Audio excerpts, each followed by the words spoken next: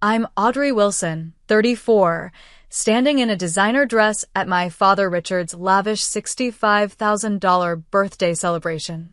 For years, I've been the outsider in my perfect family portrait. Tonight, as champagne flowed and Chicago's elite mingled, my dad publicly humiliated me with words that finally confirmed what I'd always felt. Little did he know, the DNA test results in my purse would change everything. Sometimes family secrets stay buried until someone decides to dig them up. If you're watching this, drop a comment letting me know where you're viewing from. Hit that like button and subscribe to hear how I took back not just a $230,000 Maybach, but my entire identity. Looking back at my childhood photos, the differences were always visible.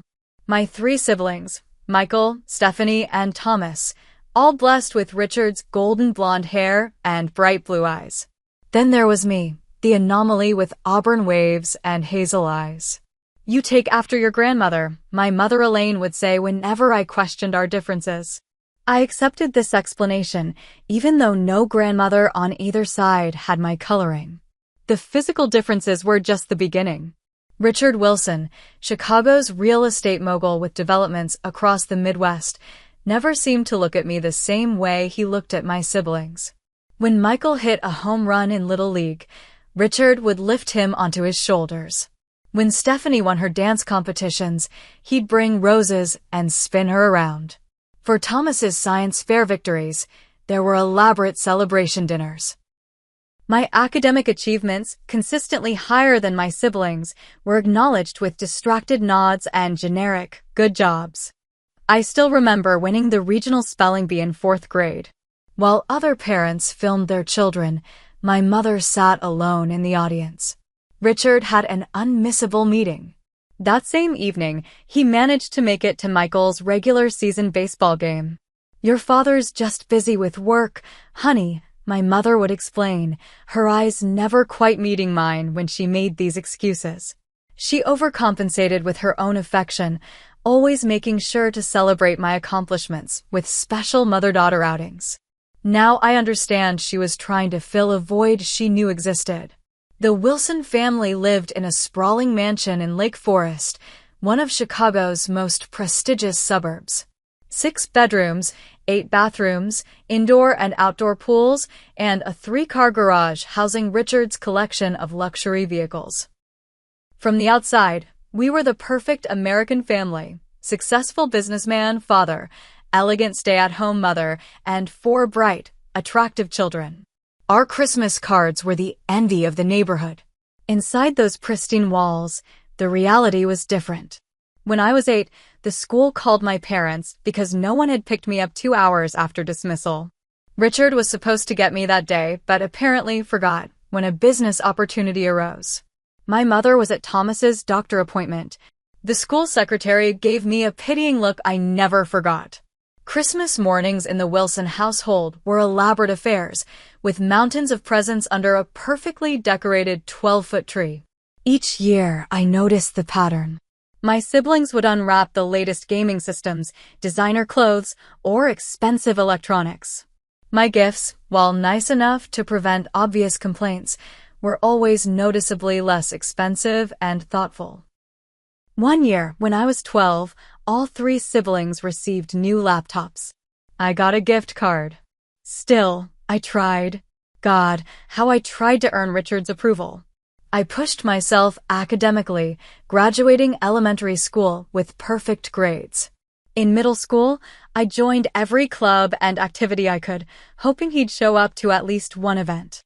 I still have the program from my solo in the 7th grade choir concert, where I scanned the audience repeatedly during my performance, looking for his face in the crowd. My mother later told me he had an emergency client dinner. Does Dad love me? I finally asked my mother directly when I was 13. We were sitting in her garden, her sanctuary away from Richard's demanding presence. Her hands froze over the roses she was tending. "Of course he does, Audrey. He just has a difficult time showing affection." The slight tremor in her voice planted the first serious doubt in my mind. By 14, I developed a theory that I was adopted. It would explain the physical differences, the emotional distance. I searched our home office for adoption papers while my parents attended one of Richard's charity galas. Instead, I found my birth certificate listing Richard Wilson as my father. The mystery remained. Throughout these years, Richard's real estate business boomed. Wilson Properties developed luxury condominiums, office towers, and shopping centers across Chicago and neighboring states.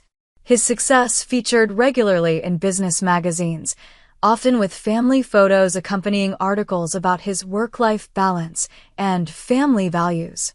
The irony wasn't lost on me, even as a teenager. Family is everything, he'd say in interviews, his arm around my mother, my siblings prominently featured. I was always positioned slightly apart, as if the photographer sensed the invisible barrier. My mother tried to compensate for Richard's coldness with her own warmth. She attended every event, saved every certificate and award, and created elaborate scrapbooks of my achievements. Sometimes I'd catch her looking at me with a strange mixture of pride and sadness that I couldn't decipher until much later. Despite the emotional neglect, our family maintained appearances. Sunday dinners were mandatory, summer vacations to Martha's Vineyard carefully documented on social media, and family portraits updated annually. In each photo, Richard's hand would rest on Michael's shoulder, while his other arm wrapped around Stephanie. Thomas would stand proudly next to them. I was always positioned slightly apart, usually beside my mother. I learned to live with it, to accept the subtle rejections as normal.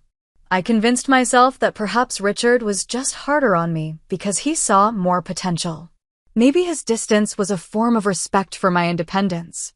Children are remarkably skilled at creating narratives that protect them from painful truths. By the time I entered high school, I had perfected the art of seeking validation elsewhere.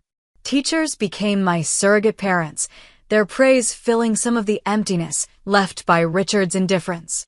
Yet nothing quite healed the wound of watching my father beam with pride at my siblings while barely acknowledging my existence. High school should have been a fresh start, but the patterns established in childhood only intensified. I threw myself into academics with fervor, graduating as valedictorian of my class. While my siblings maintained respectable B averages that satisfied Richard, my perfect 4.0 GPA and SAT scores in the 99th percentile barely registered on his radar. Not everyone needs to be an academic overachiever, Audrey, he commented during a dinner where my report card was briefly discussed before quickly moving on to Michael's football scholarship prospects. The dismissal of my achievements stung more than outright criticism would have. My 16th birthday marked a particularly painful milestone.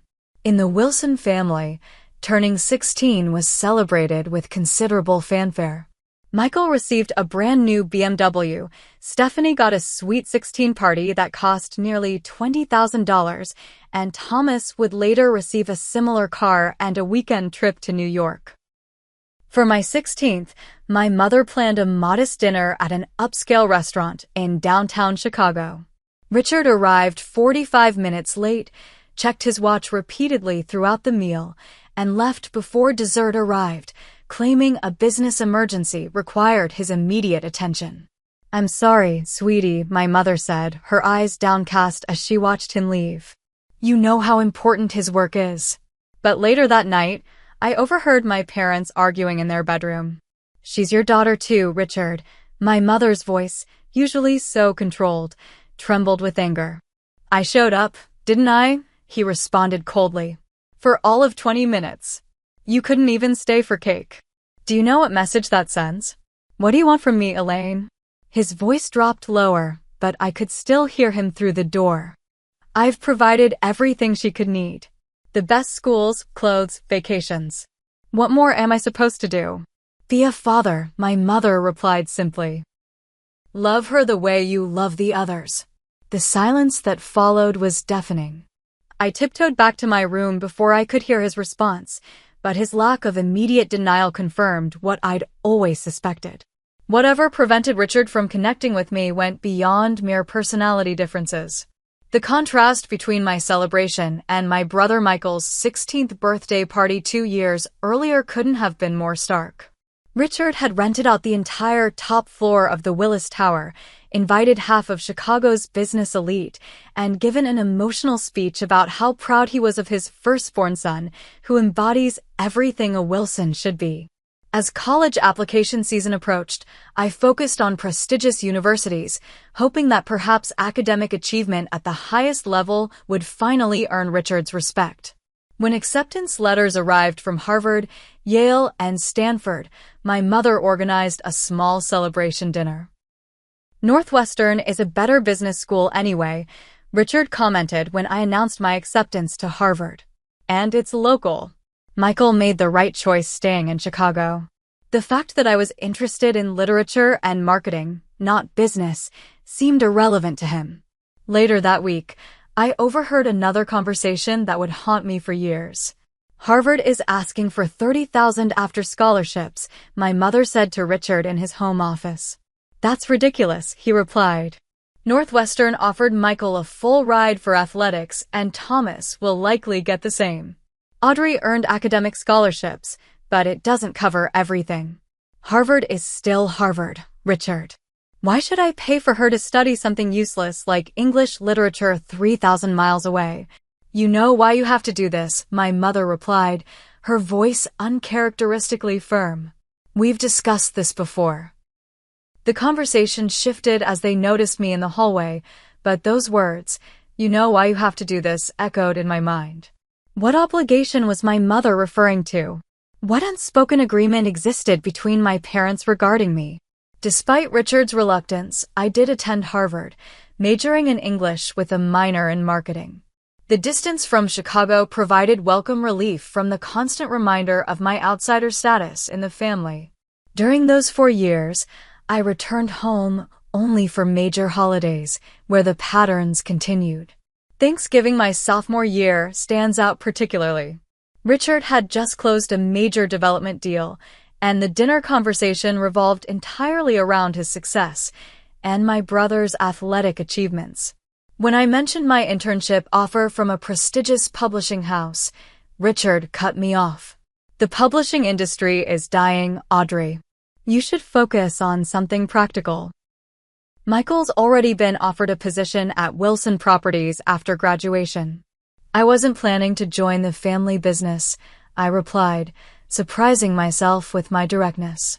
Richard's expression hardened. Of course not. That's for Wilson family members who understand loyalty and tradition. The table fell silent. Even my siblings looked uncomfortable with the explicit exclusion. My mother quickly changed the subject, but the damage was done. Richard had essentially stated that despite bearing his name, I wasn't really part of the family in the way that mattered to him. That night, my sister Stephanie knocked on my bedroom door. Dad was being a jerk at dinner, she said, sitting on the edge of my bed. You know how he gets when business is stressful. It's not just stress, Steph, I replied. He's always been this way with me. She looked genuinely confused. What do you mean? Dad's tough on all of us. Not like with me. Haven't you noticed? Stephanie's uncomfortable expression revealed that perhaps she had noticed, but had chosen not to acknowledge it. He just communicates differently with different people, she offered weakly. That conversation showed me something important. The family dynamic I experienced was so normalized that even my siblings couldn't fully recognize its toxicity. To them, Richard was a demanding but loving father who pushed his children toward success. Only I experienced the cold indifference behind his occasional acknowledgments. By the time I graduated from Harvard, summa cum laude, I had already decided to make my own way in the world. Richard and my mother attended the ceremony, but he spent most of it checking emails on his phone. As graduates threw their caps in the air, I made a private vow to build a life so successful that I would never need Richard Wilson's approval again. Armed with my Harvard degree and a determination to succeed on my own terms, I entered the job market during a challenging economic period. Rather than leveraging the Wilson name, which would have opened doors throughout Chicago's business community, I used my mother's maiden name on applications. "Why are you doing this?" my mother asked when she discovered my altered resume. "Your father's connections could help you." "I need to know I can make it on my own," I told her. What I didn't say was that I'd rather struggle independently than succeed because of a man who couldn't bring himself to love me. My first job came at a mid-sized marketing firm in Boston. The starting salary barely covered my modest apartment and student loan payments, but it offered something priceless: experience in an industry I loved, completely separate from Richard's influence.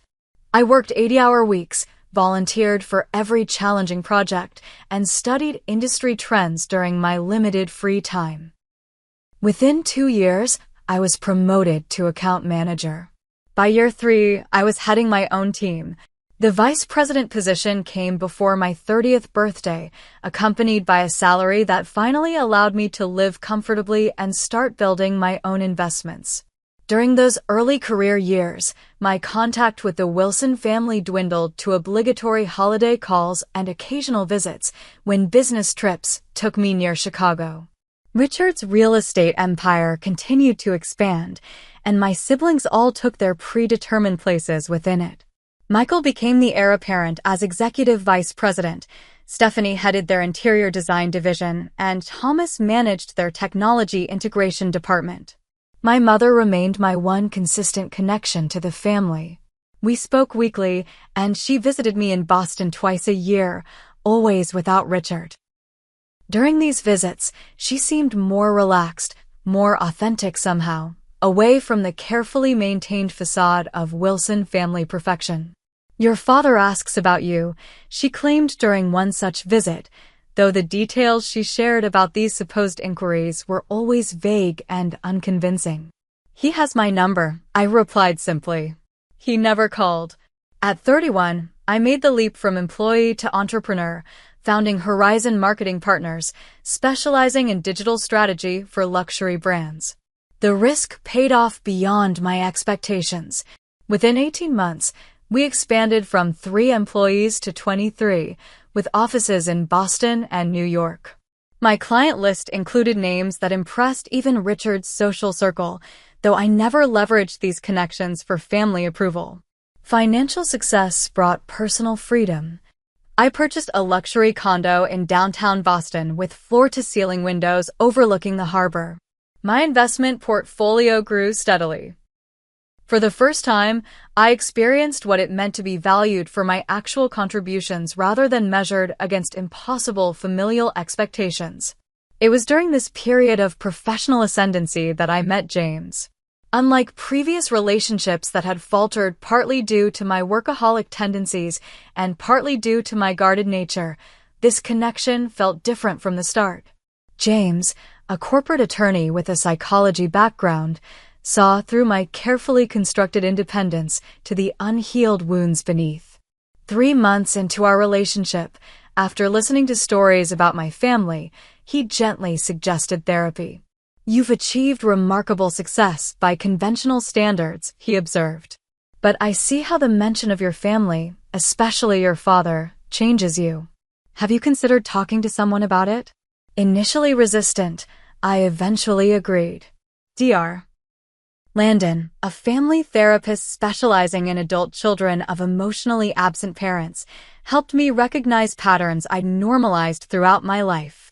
The hyperachievement, the difficulty accepting praise, the fear of vulnerability, all traced back to the fundamental question I'd never been able to answer: why couldn't my father love me? Sometimes there isn't a rational explanation for a parent's inability to connect with a child, Dr. Landon explained during one session.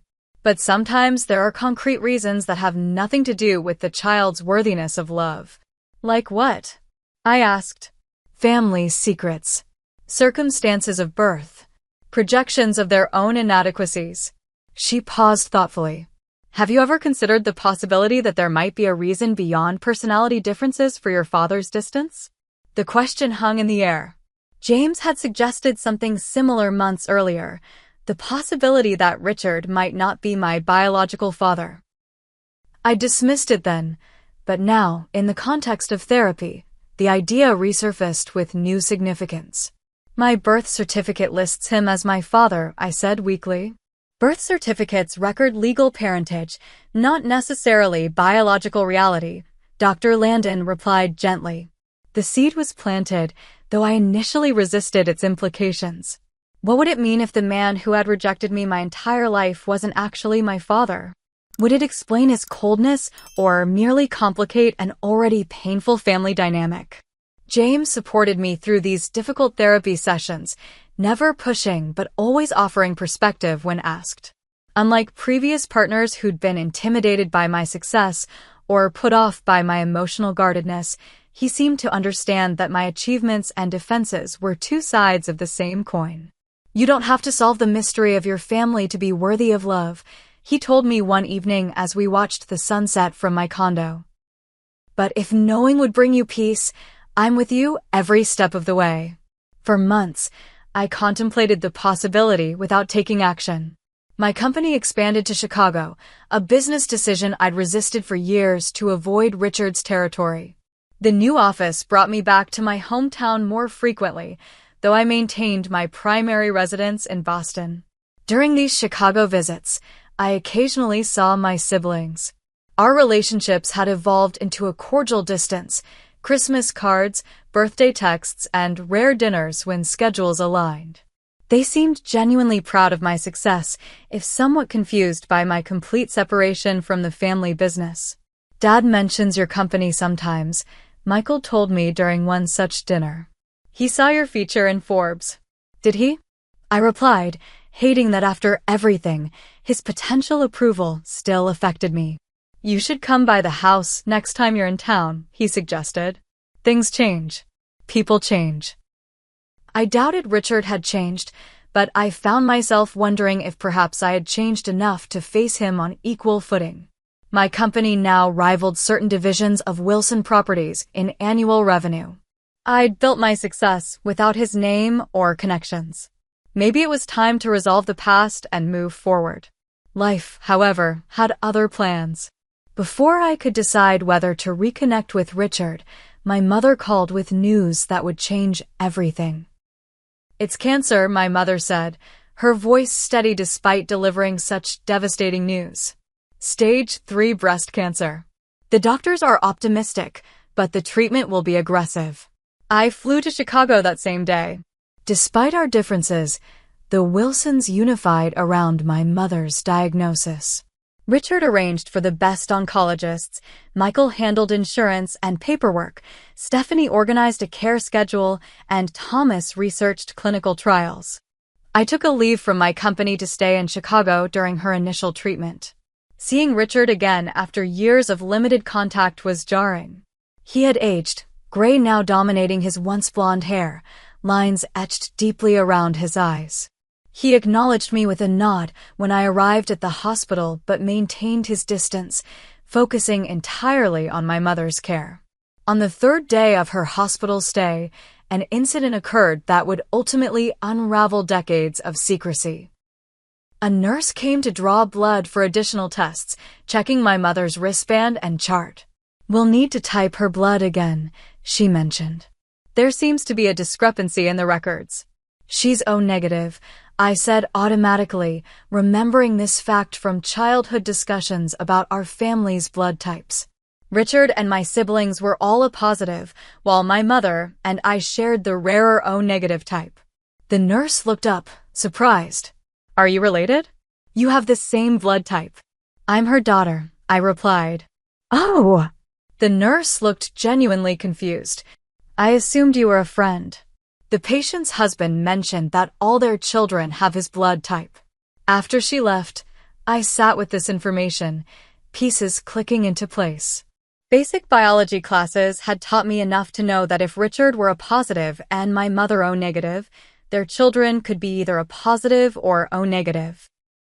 The fact that my siblings were all O positive while I was O negative wasn't impossible, but combined with everything else, it added another piece to the puzzle.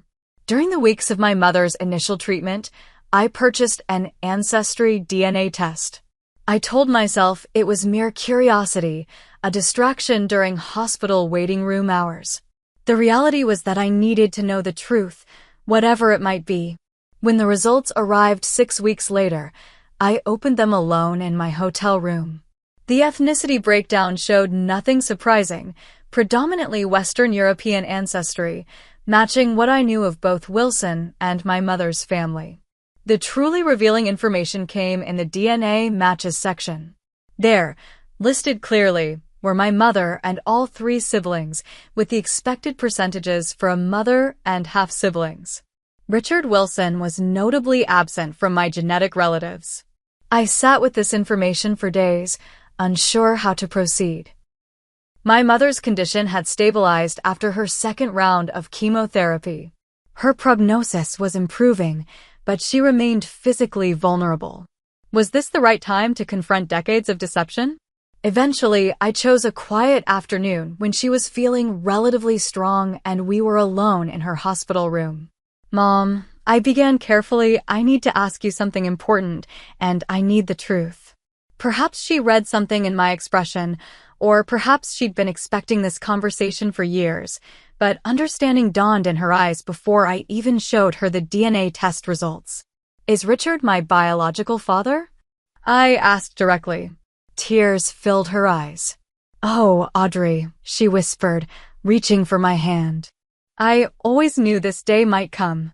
The story emerged slowly, painfully. Shortly before her engagement to Richard, my mother had reconnected with an old boyfriend, David Calloway. One night of nostalgia and champagne led to an unplanned pregnancy. By the time she discovered she was expecting, she and Richard had already announced their engagement. "Richard agreed to raise you as his own," she explained, tears streaming down her face. "But he made me promise never to tell anyone, including you. He was building his business, cultivating an image. A pregnant fiancé was problematic enough without adding infidelity to the story." "Did he ever plan to tell me?" I asked, though I already knew the answer. "He thought it was kinder not to," she said weakly. "He tried, Audrey. In the beginning, he really tried to love you the same way. But he couldn't. Or wouldn't." The distinction hardly mattered after decades of emotional neglect. "Who is David Calloway?" I asked. "Is he still alive? Does he know about me?" My mother shook her head. "He moved to California before you were born. I never told him. Richard insisted we make a clean break." She hesitated. "I looked him up online a few years ago. He passed away in 2015. Heart attack." The revelation that my biological father had died without ever knowing I existed hit me unexpectedly hard. A connection I never knew I had was permanently severed before I could even acknowledge it. "Please," my mother begged, gripping my hand weakly. "Don't tell anyone yet. Not while I'm fighting this." I couldn't bear the family falling apart right now. Despite my anger at decades of deception, I couldn't deny her request. She needed family unity to face cancer. The truth had waited 34 years. It could wait a few more months. Throughout her treatment, I maintained the facade. I attended family dinners where Richard continued to treat me with polite indifference. I coordinated with my siblings about her care without revealing what I now knew, that genetically, they were only my half-siblings. I watched Richard play the devoted husband while knowing he had maintained a lifelong lie that had caused me immeasurable pain. 6 months later, my mother entered remission. The family celebrated with a dinner at her favorite restaurant. As champagne flowed and toasts were made to her recovery, Richard announced his plans for an elaborate 65th birthday celebration.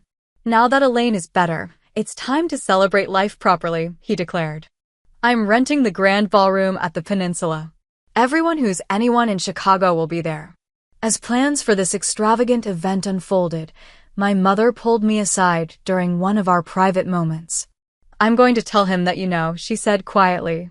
"Now that I'm better, it's time for honesty." I nodded, appreciating her intention, but doubting it would change anything fundamental between Richard and me. 3 decades of emotional distance couldn't be erased with a simple acknowledgement of biological reality. 2 weeks before Richard's birthday extravaganza, my mother called. "I told him," she said simply. He knows that you know.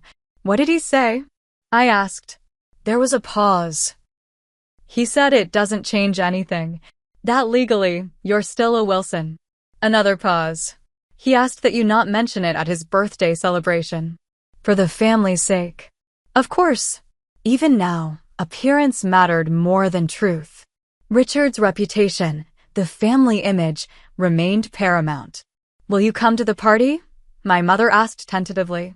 It would mean a lot to me. Despite everything, I couldn't refuse her this request. After watching her fight for her life, I understood the fragility of time, the importance of being present even in difficult circumstances. I'll be there, I promised, though a plan was already forming in my mind. Richard wanted to maintain appearances? Fine, but this would be the last time I participated in the family charade. The invitation arrived via courier, heavy cream cardstock in an embossed envelope, announcing a celebration of Richard Wilson's 65 years at the Peninsula Chicago's Grand Ballroom. Black tie required, RSVP essential, no gifts necessary. The last line made me laugh bitterly. Richard Wilson, worth hundreds of millions, suggesting no gifts while simultaneously expecting extravagant tokens of appreciation from everyone in his circle. Are you sure you want to go? James asked as we discussed the upcoming event over dinner in my Boston apartment. He had been my rock throughout my mother's illness and the subsequent DNA revelation. I need closure, I explained. 34 years of feeling like an outsider, wondering what was wrong with me. Now I know it wasn't me at all. It was him, his choice, his lie, his inability to love a child who wasn't biologically his. James nodded thoughtfully. What exactly are you planning? I hesitated. The idea had been forming since my conversation with my mother. I'm going to acknowledge the truth publicly. Not dramatically, not vindicatively, but honestly. No more secrets, no more pretending. He'll be furious, James warned. I'm counting on it, I admitted. But what can he do? Disown me? I've never been a true daughter to him anyway. James took my hand across the table. I'll be right beside you, whatever you decide. Having him in my corner made all the difference. Together, we strategized my approach to the party. It would be dignified but unmistakable. The truth, finally spoken aloud in the very social circle Richard had been protecting with his lies. With 2 weeks until the event, I threw myself into preparations. The outfit was crucial. I wanted to look successful, confident, completely self-sufficient. After visiting several high-end boutiques, I selected a striking emerald green evening gown from a designer whose marketing campaign my company had recently managed. The color highlighted my auburn hair, the very feature that had always set me apart from the blonde Wilson clan. Next came the matter of a gift. Despite the invitation suggestion, showing up empty-handed wasn't an option. What do you give the man who has everything but has given you nothing of what truly matters? The answer came during a conversation with Michael, who called to coordinate travel details for the party. Dad's been eyeing the new Maybach, he mentioned casually. He test drove one last week. Probably waiting for one of us to notice his hints. The new Mercedes Maybach S-Class, a vehicle priced around $230,000. Exactly the kind of status symbol Richard would appreciate. With my company's success, I could afford it, though it would be a significant expenditure. Maybe we should go in on it together, Michael suggested. Split it 4 ways between the kids.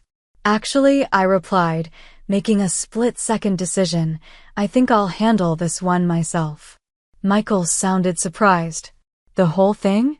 That's generous, considering. He didn't finish the thought, but I knew what he meant. Considering my strained relationship with Richard. Considering I owed Richard nothing. It's time for grand gestures, I said ambiguously. The following day, I visited the Mercedes dealership in Boston and ordered the exact model Richard had test-driven in Chicago, obsidian black with porcelain/black Napa leather interior, all the available luxury packages. I arranged for delivery to my Chicago hotel the day before the party. Would you like a traditional key presentation box? the sales manager asked. Yes, I replied, and I'll need a special card to go with it. That evening, I drafted and redrafted the card's message, finally settling on something simple but unmistakable. To Richard, from the daughter you chose not to love. Now I'm choosing to. The week before the party, I scheduled an appointment with Dr. Landon to discuss my plans. Are you seeking revenge or closure? She asked directly. Is there a difference? I countered. Enormous, she replied. Revenge keeps you trapped in the cycle of pain. Closure allows you to walk away towards something better. Her words resonated. This confrontation needed to be my liberation, not another link in the chain binding me to decades of rejection. I'm not trying to hurt him the way he hurt me, I clarified. I just want to acknowledge the truth everyone has danced around my entire life. Then I can finally move forward. Dr. Landon nodded. Just be prepared for the possibility that Richard may never acknowledge his role in your pain. Some people simply cannot face their own failings. The night before flying to Chicago, James and I sat on my balcony, watching the Boston skyline twinkle against the dark sky. Are you nervous? He asked, his arm around my shoulders. Strangely, no, I replied. I feel calm, like I'm finally taking control of a narrative that's been written for me my whole life. Whatever happens tomorrow, James said, turning to face me, remember that your worth isn't determined by Richard Wilson's capacity to love.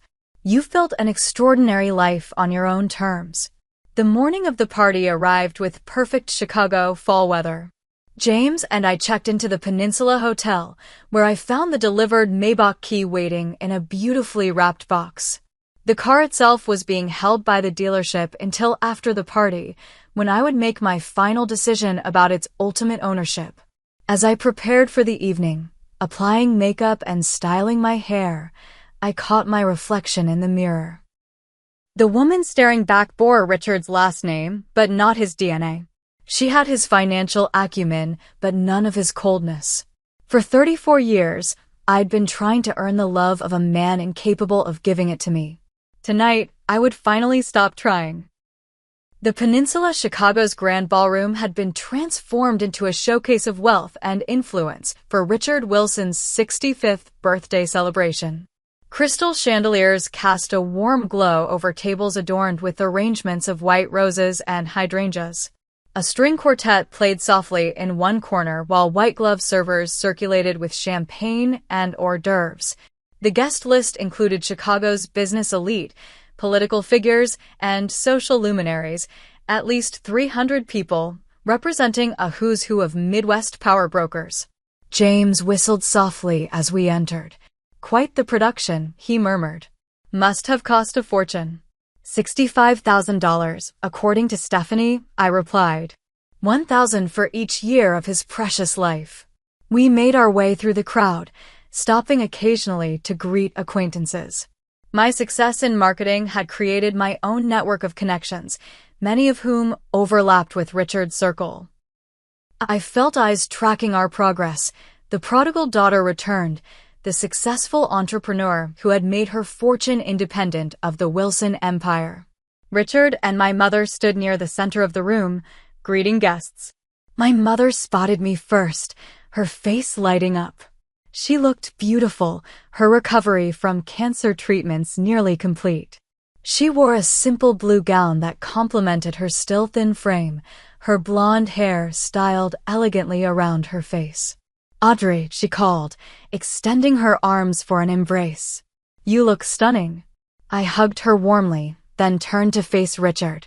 Up close, he looked every one of his 65 years, despite the obvious efforts to maintain his appearance. His handshake was firm but brief, his smile not reaching his eyes. You made it, he said flatly. I wouldn't miss it, I replied with equal coolness. This must be James, my mother interjected, clearly attempting to diffuse the tension. We've heard so much about you. As James chatted with my mother, Richard leaned closer to me. Your mother says you've been quite successful in Boston. Horizon Marketing cleared $50 million in revenue last year, I replied, unable to keep a hint of pride from my voice.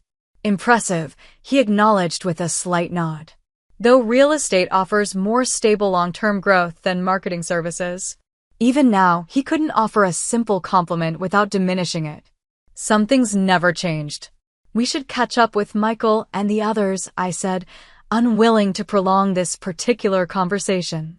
Enjoy your party, Richard. My siblings were gathered near the bar, already several drinks into the evening. Their greetings were warmer than Richard's, if somewhat reserved. Years of separate lives had created a distance that went beyond geography. The prodigy returns, Michael said, raising his glass in a mock toast. At 37, he had grown into Richard's spitting image, tall, broad-shouldered, with the same confident bearing. Boston treating you well? Can't complain, I replied, accepting a glass of champagne from a passing server. How's life as the heir apparent? Michael grinned. Dad's nowhere near ready to step down, but I'm learning the ropes. You should see the Riverside development we're breaking ground on next month. Stephanie interjected, we've all seen the features about Horizon Marketing. That Lux Brands campaign was incredible. Thanks, I said, genuinely appreciating her acknowledgement. Your interior design work for the Wilson Properties developments has been getting attention too. I saw the spread in Architectural Digest. Thomas, the youngest at 30, seemed the most genuine in his welcome. We should collaborate sometime, he suggested. Wilson Properties could use innovative marketing approaches for our tech-integrated buildings. We fell into shop talk, momentarily bridging the gap that years and circumstances had created. For a brief moment, it felt almost normal. Four successful professionals discussing business strategies, our complicated family dynamic temporarily set aside. The illusion of normalcy shattered when dinner was announced. The seating arrangement placed me at the family table but furthest from Richard, a physical manifestation of my peripheral status. James squeezed my hand under the table, a silent reminder of his support. The meal progressed through multiple courses, each more elaborate than the last. Premium wines flowed freely as conversations buzzed around the room. From my position, I could observe Richard holding court, perfectly at ease as the center of attention. This was his element, surrounded by admirers, his carefully cultivated image of successful businessman and family man on full display. After the dessert course, the moment I had been both dreading and anticipating arrived.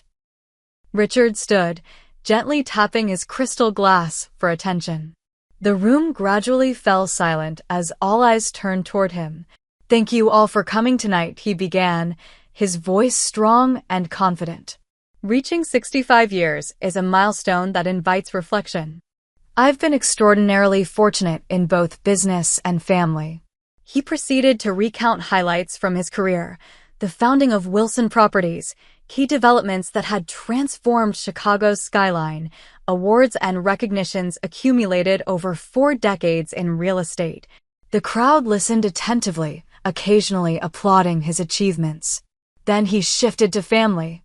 But no success in business compares to the joy of family. My wife Elaine, he gestured toward my mother, who smiled dutifully, has been my partner in everything for 38 wonderful years. Her recent health challenges reminded us all how precious our time together truly is. A murmur of sympathy rippled through the room as guests nodded in agreement. And my children, Richard continued, his gaze moving to my siblings, have been my greatest legacy. Michael, who has shown such promise in continuing the Wilson Properties tradition. Stephanie, whose design vision has elevated our developments to art. Thomas, whose technological innovations are preparing our company for the future. His gaze then shifted to me, and I felt the temperature in the room drop several degrees. There was a brief, pregnant pause. And Audrey, he said, his tone noticeably cooler, who chose her own path away from the family business. Another pause, then the words that would change everything. I'm proud of all my children, except her. Never quite fit in, did you, Audrey? The room went completely silent. Guests exchanged uncomfortable glances. My mother's face drained of color. My siblings looked shocked, clearly not expecting such a public repudiation. In that moment, something crystallized within me. 34 years of seeking approval, of wondering what was wrong with me, of trying to earn love that should have been freely given, all of it condensed into perfect clarity. This man had never been my father in any way that mattered, and he had just freed me from any remaining obligation to pretend otherwise.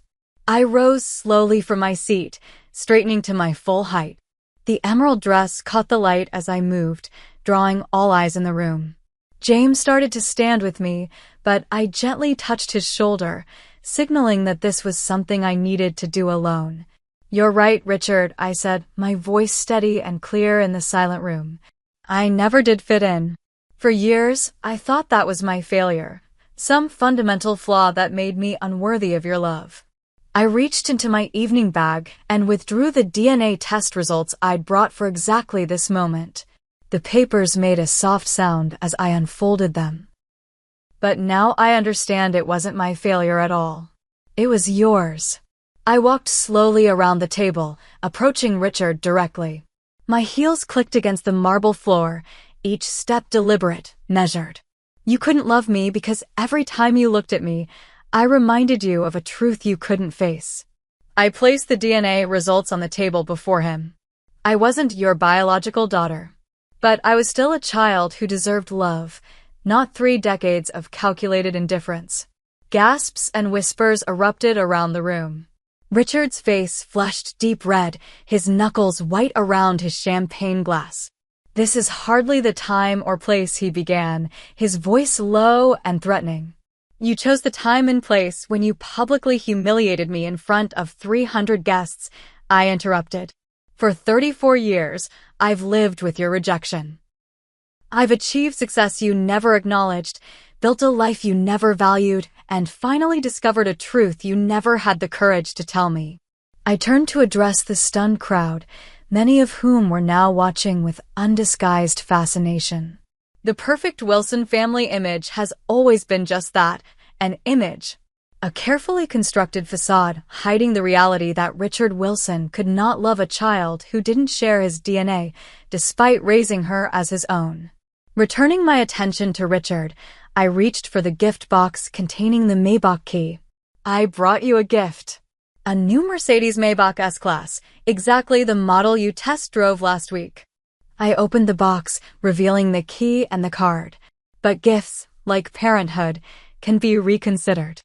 I closed the box and picked it up. "This key, like your love, will remain out of reach. Some things once revealed can't be wrapped up again in pretty packages." Richard stood abruptly, his chair scraping loudly against the floor. "Enough," he hissed. "You've made your point." "Actually, I've only just started finding my voice," I replied calmly. "But you're right about one thing. I don't belong here. I never did. Not because of my DNA, but because I refuse to accept conditional love as good enough." I turned to my mother, whose eyes were filled with tears. "Mom, I love you. This isn't about you. Take care of yourself." To my siblings, I added, "Blood makes us related. DNA doesn't change that we grew up together. When you're ready to have a relationship that isn't defined by Richard's terms, you know how to reach me." Finally, I looked at James, who watched me with pride shining in his eyes. He stood and moved to my side, taking my hand. "Thank you all for the clarity this evening has provided." I addressed the room one final time. "The truth really does set you free." With that, I turned and walked toward the exit, James beside me, the Maybach key still in my hand. Behind us, chaos erupted. My mother's sobs, Richard's attempts to regain control of the room, guests murmuring in shocked disbelief. As we pushed through the ballroom doors into the hotel lobby, I felt a weight lift that I hadn't even realized I'd been carrying. For the first time in my life, I wasn't seeking Richard Wilson's approval or mourning its absence. I was simply Audrey, defined by my own accomplishments, choices, and capacity for love, not by a man who had never truly been my father. The aftermath of Richard's birthday party unfolded with the speed and intensity of a Chicago thunderstorm. By the time James and I reached our hotel room, my phone was already flooding with notifications, texts from siblings, tearful voicemails from my mother, and even messages from attendees expressing shock, sympathy, or morbid curiosity. Should I turn it off? I asked James, staring at the device as it vibrated continuously in my hand. That's entirely up to you, he replied. This is your story now. You get to decide how and when to engage. I silenced the phone but didn't power it off completely. Despite everything, I couldn't entirely sever the connection to my family, particularly my mother, who I knew was caught in an impossible position between her husband and her daughter. The first call I answered came shortly after midnight. My mother, her voice raw from crying. I told him everything, she said without preamble. After you left, we had the most honest conversation of our marriage. 35 years of silence, finally broken. How did he take it? I asked, though I could guess the answer. He's angry, hurt, embarrassed. But mostly, I think he's facing his own failures for the first time. She paused. He never meant for it to be this way, Audrey. When we agreed to raise you as his, he truly believed he could love you as his own. Intentions don't erase 34 years of emotional neglect, Mom. I know, she whispered. I failed you too. I should have insisted on the truth years ago. We talked for nearly an hour, the most honest conversation we'd ever had. She explained how young and frightened she'd been, pregnant and uncertain, accepting Richard's conditions because they seemed like the only way forward. How she'd watched him struggle to connect with me and had tried to compensate with her own love. How cancer had finally given her the courage to face uncomfortable truths. What happens now? I asked as our conversation wound down. I don't know, she admitted. But whatever comes next will be built on truth, not pretense. That has to be better in the long run. The next day brought a flurry of messages from my siblings. Michael's text was predictably defensive. You could have handled this privately. Do you have any idea what this does to the family reputation? Stephanie struck a more conciliatory tone. I wish I had known. It explains so much about how Dad treated you. Can we talk when the dust settles? Thomas, always the most emotionally intelligent of my siblings, simply wrote, I'm still your brother. DNA be damned. Love you, AUD. Their reactions reflected their personalities and positions within the family structure. Michael, as heir apparent, was most invested in maintaining the Wilson facade. Stephanie, caught between loyalty to our parents and genuine affection for me, sought middle ground. Thomas, the youngest and least entrenched in family politics, could most easily extend unconditional acceptance. 3 days after the party, as James and I prepared to return to Boston, an unexpected name appeared on my phone, Richard Wilson. Should I answer? I asked James, my hand hovering over the screen. That depends, he replied thoughtfully. Are you ready to hear whatever he has to say? I took a deep breath and accepted the call. Hello, Richard. Audrey. His voice sounded different, older, more subdued. We need to talk. I'm listening. Not over the phone. In person. My office, today at 2. Part of me wanted to refuse, to deny him the control he was so accustomed to exercising. But another part recognized that this conversation was necessary for my own closure. Fine, I agreed. But I'm bringing James. Bring whoever you want, he replied, then added, please, as if the word were foreign to his tongue. Wilson Properties occupied the top 3 floors of a gleaming downtown tower bearing the family name. I'd visited rarely as an adult, always feeling like an intruder in spaces my siblings navigated with birthright confidence. Richard's corner office showcased floor-to-ceiling views of Chicago's skyline and Lake Michigan beyond. He stood as we entered, gesturing toward the seating area rather than positioning himself behind his imposing desk. A subtle but significant departure from his usual power dynamics. Thank you for coming, he began, another uncharacteristic acknowledgement. For several minutes, he spoke about the company, market conditions, recent developments, safe topics that delayed the inevitable confrontation. Finally, he exhaled heavily and met my gaze directly. "Your mother has explained everything," he said. "Things I've known but never processed appropriately." "That's quite an understatement," I replied, keeping my voice level. "I'd like to offer you $5 million, he stated abruptly. A clean break. Confidentiality agreement included, naturally. James tensed beside me, but I remained calm. In some ways, this transactional approach was exactly what I expected from Richard Wilson. "You still don't understand," I said, shaking my head. "This was never about money. I built my own success. I don't need or want your millions."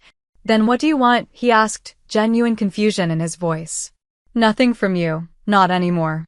For years, all I wanted was your love and approval. Now I just want the truth acknowledged, not buried under more secrets and legal documents." Richard looked genuinely lost, a man whose entire worldview operated on financial transactions and power dynamics, confronted with an emotional reality he couldn't quantify or control. "The truth is," he said finally, "I tried to love you as my own. But every time I looked at you, I saw another man. My pride, it got in the way." By the time I realized what I'd done, the pattern was set. It wasn't an apology, not really. But it was perhaps the most honest thing Richard Wilson had ever said to me. "Thank you for that much honesty, at least," I replied, standing to indicate the conversation was concluding. "I won't take your money, and I won't sign anything. But I also won't deliberately damage your reputation or the family business. The truth is enough for me." As James and I walked toward the door, Richard called after me. "What will you do now?" I turned back briefly. "Live my life on my terms. And find my real family." The search for David Calloway's family began as soon as I returned to Boston. With his name and approximate location, plus the resources my success afforded me, it took less than 2 weeks to locate his surviving family in San Diego: a sister, Barbara, and 2 children from his marriage, a son, Ryan, and a daughter, Melissa. The first phone call to Barbara Calloway was among the most nerve-wracking moments of my life. "He never knew," she confirmed after hearing my story. But there was always something missing in David's life. He used to say he felt like he'd left something important behind in Chicago.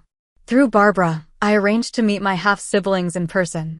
Unlike the Wilson siblings, who shared my upbringing but not my DNA, Ryan and Melissa Calloway shared my biology, but none of my history. Our first meeting at a San Diego beachfront restaurant was awkward, emotional, and ultimately healing in ways I hadn't anticipated.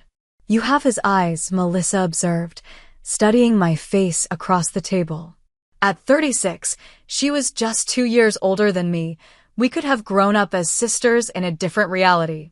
"And his terrible sense of humor," Ryan added with a grin after hearing some of my dry observations. "Dad would have loved knowing about you." They shared stories about David, his career as an architect, his passion for sailing, his devotion to his children. They showed me photographs, pointed out resemblances, and invited me into their lives with an openness that contrasted sharply with my Wilson experience. "He wasn't perfect," Ryan acknowledged. "But he loved deeply. That much I know for certain."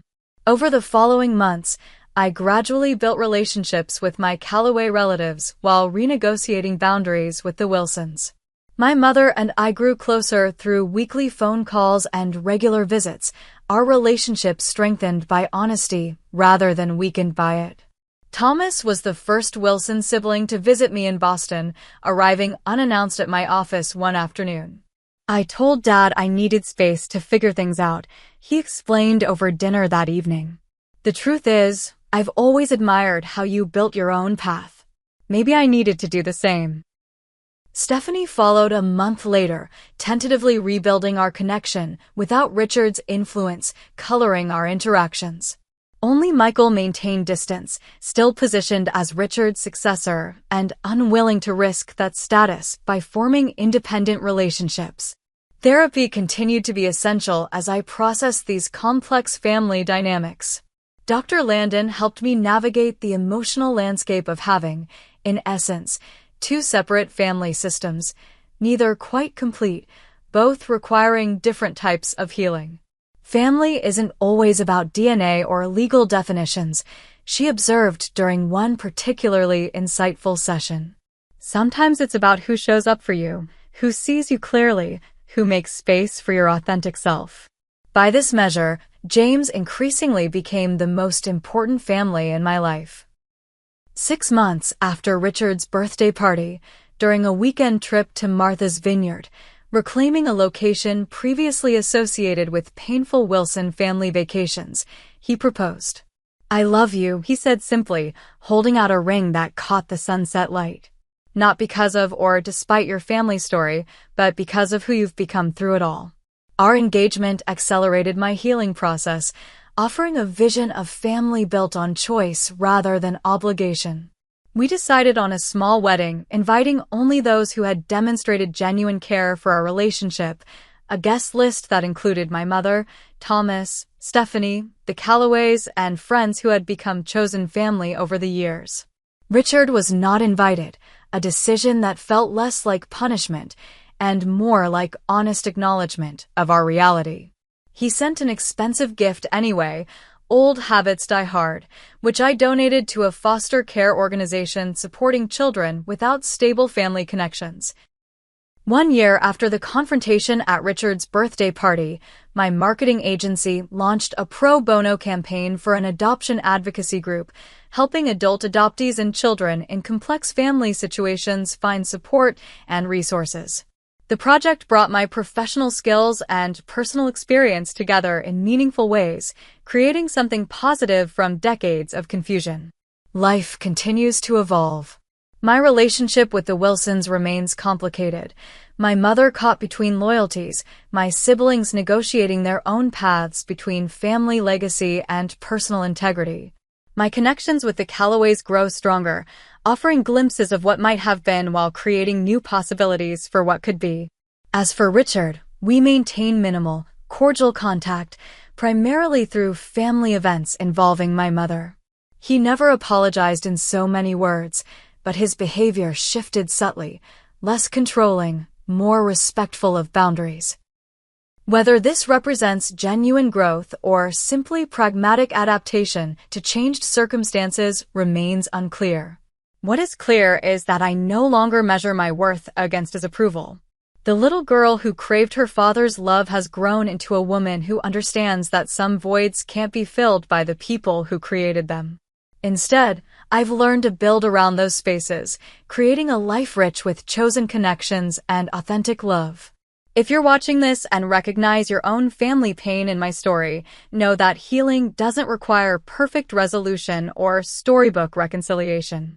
Sometimes it simply means acknowledging the truth, releasing expectations that can never be met, and building something new from the pieces that remain. Family can be found, created, and chosen, often in unexpected places with unexpected people. Thank you for witnessing my journey. If this story resonated with you, please like, subscribe, and share with someone who might need to hear that family wounds don't define us. It's how we heal them that shapes who we become. What's your definition of family? Drop a comment below. I read them all and would love to hear your thoughts.